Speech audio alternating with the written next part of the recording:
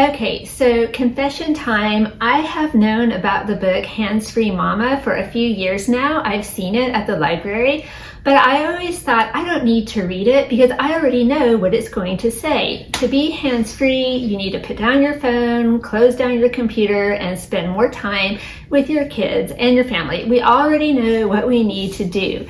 So honestly, I might not have ever read it, but recently online I saw a woman comment on it and she said, "This book literally changed my life." So I thought, well, that's pretty bold. Life-changing, really? Hi and welcome back to our channel. I'm Jennifer and this is Kate, and we want to wish all you moms out there a very happy Mother's Day. So recently we came across a book called Hands-Free Mama by Rachel Stafford. And we loved this book so much that we want to share it with all the moms and sisters and aunts and grandmothers out there. So we thought that Mother's Day would be the perfect day to do a review and let you know why we loved it, what we learned from it, and why we think it's definitely worth your time to track down your own copy and read it.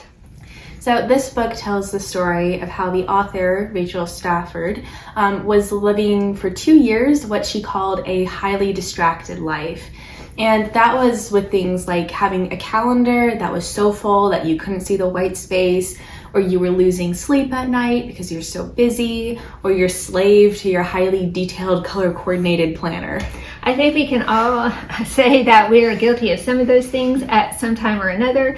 You might also be living a highly distracted life if your family asks you, when are we ever going to see you again? Or if you're so obsessed with checking your email and social media that you even check it at stoplights. Or if your phone is the very first thing you look at in the morning and the very last thing you look at before you go to bed at night. But we don't want you to think that this book is just a big rant against technology and overscheduling and it's going to make you feel bad, because it's not. We actually found the opposite to be true. It's very motivational and uplifting. This is just the story of one woman's ongoing journey to live a more inspired and less distracted life and what she learned along the way. Okay, so let's start off with some basic information about the book. It is written from a Christian perspective, but it's not a devotional. There are no memory verses, there are no stories from church, and it is not a woman's Bible study. But it is a book that will definitely feed your soul. It will inspire you, make you laugh and or cry, and it will definitely have you thinking about ways to use your precious time more thoughtfully. And it's also written in a very conversational tone, so you just feel as if you're sitting across from the author at a table and she's talking with you, encouraging you, and sharing her stories. But it's not written, this is very important, it is not written in that chick lit, chatty, we're all girlfriends style, because I really don't like that style. Sometimes the authors just try too hard to be funny or hip, so if it had been written in that way, I probably would not have read it. So in each chapter, Rachel just takes you through another step on her journey, and she explains what was easy or what was hard and what she learned. And each chapter also has a hands-free intention to go with it, which is like an activity or an exercise to help you slow down and enjoy the simple things in your life. So it's practical, but it's not preachy. Yeah, I never felt through the whole book like she was preaching at me or making me feel bad for my terrible ways. There is no shaming in this book. I thought it was a very honest, inspiring, funny at times, and helpful book. So now let's move on and talk about some of the things that we loved about this book. And the first thing is the message. And that is simply that it's okay to slow down and enjoy your kids and enjoy your life. You don't always need to be better or prettier or skinnier or more organized. Sometimes it's okay to just show up as you are and be present. So the book isn't about becoming hands-free so that you can spend that time being more productive, getting more things done. It's about being hands-free as a way of learning to let go of your busyness and that need to be in control all the time so that you have time to enjoy the things that really matter. As a consequence of that, there are no tips in this book about how to be more organized or more productive or how to make a chore chart for your kids so that they can help you more. But there are a whole lot of very helpful tips about how to enjoy your kids and your family more without feeling stressed or anxious or feeling like you're not being productive enough. So another thing that we found really interesting was how the author said that initially she thought that learning to put down her phone and say no to all her distractions would be the hardest thing, but how that wasn't actually the case. As she freed up more time and spent more time with her kids, she discovered that there was another enemy working against her, and that was her inner critic. So we all know what the inner critic is. It's that voice in our heads that says, you're not good enough, you're not smart enough, you're not productive enough, you're not important enough. And that voice can really make us feel bad about ourselves. It's a voice that says, oh, you should lose 5 pounds, or you should do this, or you should do that. So in the book, she teaches you ways that you can help silence your inner critic.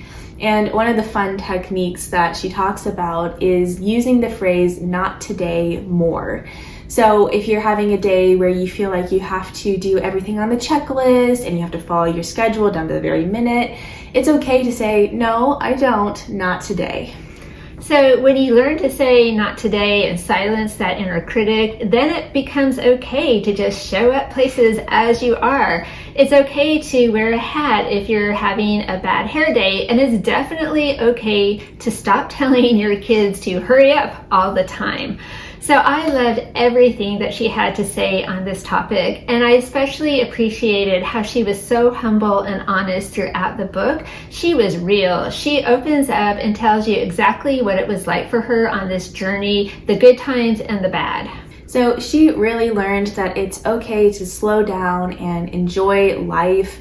I mean, time passes so quickly that it's okay to have more fun and take more risks. One story that she tells that I really enjoyed was the time when they were having a Super Bowl party and guests were arriving in 30 minutes and the house wasn't quite there yet, wasn't quite ready for company, but it was a beautiful day. And so instead of staying home and spending that 30 minutes cleaning and making everything perfect, she just scooped up her daughters and they went for a quick bike ride so they could enjoy the beautiful spring weather.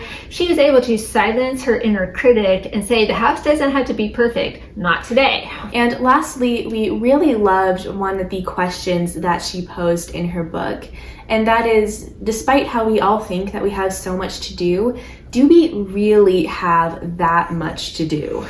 Let's think about it. Are all those things that occupy our time every single day and keep us super, super busy, are those really going to matter long term? Are we even going to remember them? I keep thinking about that question. So there you have it. That's our review, and we honestly can't recommend this book highly enough.